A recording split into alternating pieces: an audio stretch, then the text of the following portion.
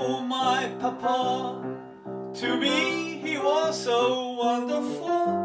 Oh, my papa, to me he was so good. No one could be so gentle or so lovable. Oh, my papa, he always understood. Well, it was true, my papa did understand, although the only thing I didn't understand is why, when I was very small, why we had to say our Father who art in heaven when everybody else had daddies. And I thought, well, I hope he's not in heaven, I hope he's at home when I get back. But apart from that, I fully understood him, although he was something of a distant figure. I fully understood that he was a very kind man, and he didn't have any side at all. And he was entirely different in character to my mother. She was, uneducated. She'd left school at 12. She was glamorous. She was volatile. He was the opposite of all that. He was an Oxford-educated schoolmaster. He ran a school, a Church of England school. And if you look at a picture of them here, in the 1930s, sitting in their garden, he didn't care for material things. As you can see, nobody bothered there to do any of the gardening. Sheds falling down at the back, grass needs cutting. My mother just laid out there, draped like that, and my father just sitting there at the side with his pipe, completely oblivious of the destruction of the garden around him, because he had this beautiful wife half his age.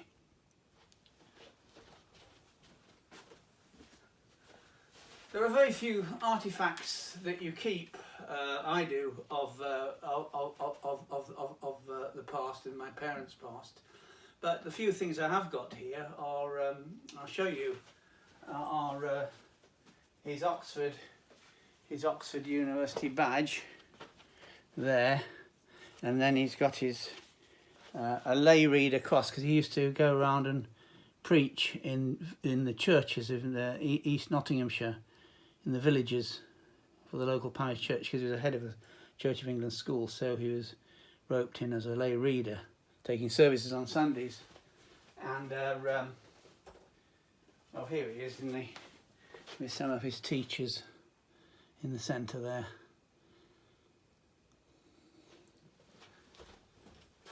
His only vice was alcohol.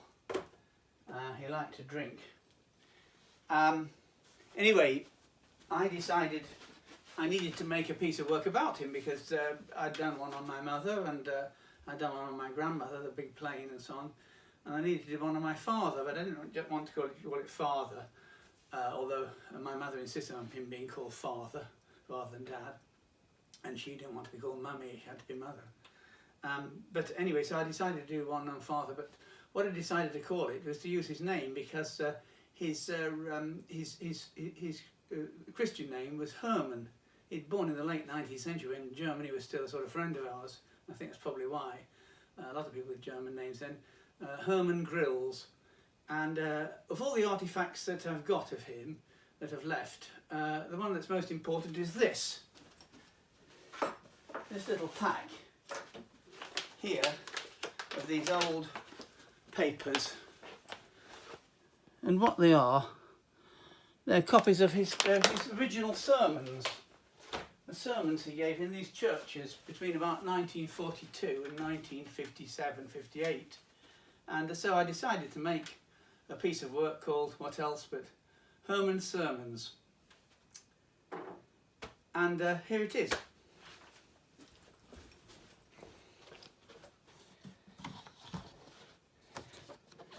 There we've got at the top, this is about 25 foot wide, and it's made of photocopies of his sermons all collaged together, and these little lanes going out to churches at the top, and at the bottom there's this sort of hellfire, which is black. In those days when you had a sermon you had some hellfire in it, not happy clappy like today, with some warnings about what would happen if you didn't sort of toe the line.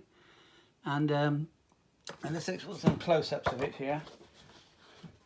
And I had to go out with him on the back of the bicycle, or sometimes in this car, but usually on the bicycle. There I am, on a Sunday, probably because my mother wanted to get me out of the way, because I was a bit of a handful maybe, I don't know. sometimes there were only 4 or 5 people in a very cold village church. So you can imagine what it was like sitting there listening to the sermons when you were only about 7 or 8 years old.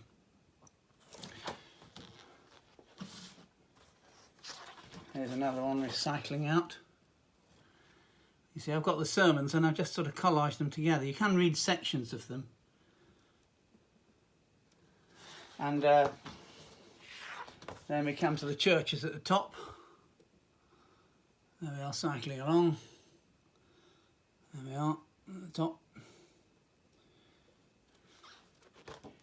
And there's one of his sort of sermon, you see, by H.F. Grills. Sermon by H.F. Grills. That was in 1952, which would be about the time that I probably went to, may have even gone to that one, not as I can remember. And he's got the hymns written down there, Eternal Father, Strong to Save, and so on. And he was very sort of, obviously very Christian. He didn't believe in material goods, not just in mowing the lawn, material things. And he's quoted this as one of his sermons. He's got the Omar Khayyam here, the Ruby out of Omar Khayyam down there is written, out there. And he's written, he's saying that live for today, the philosophy of live for today, which he says is now rampant today, a pagan philosophy, he writes, a pagan philosophy rampant today. And Omar Khayyam has written, some for the glory of God, some for the glories of this world, and some sigh for the prophet's paradise to come.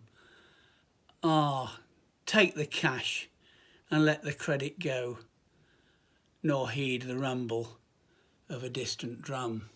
So it's all saying, you know, he said living for today, living for the moment, wasn't his philosophy, and we should live for the future, which was the essence of a sort of Christian religion. And here I am, as I was now, with my father standing there, and I'm a ghostly figure behind him.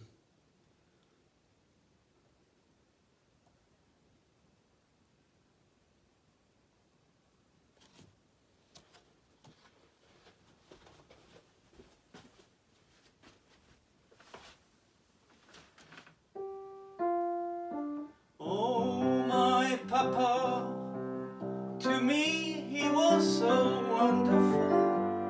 Oh, my papa, to me he was so good. No one could be so gentle and so lovable. Deep in my heart, I miss him so today.